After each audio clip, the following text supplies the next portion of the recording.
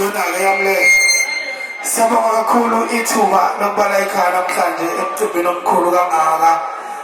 Sibonga ukubakhona kwenu, sibonga nokuba impumelelo komcimbi. Moses bami uyahlonishwa kumzali okwazi ukucabanga ngezinto ezinhle njengalezi.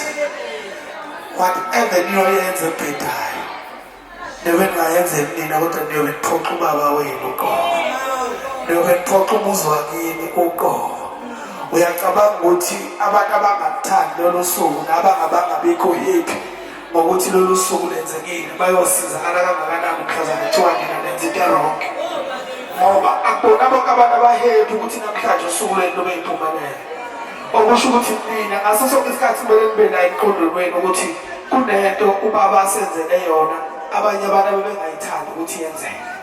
Okusho ukuthi kusuka namhlanje yonke into eniyenzayo ni-protect isithunzi sikababa wenu, ni-protect isithunzi salomuzi lana ekhaya. Eniyokwenza konke okuhle kuyokwenza ukuthi ubaba wena ahlonishwe. Ngani niyezwa?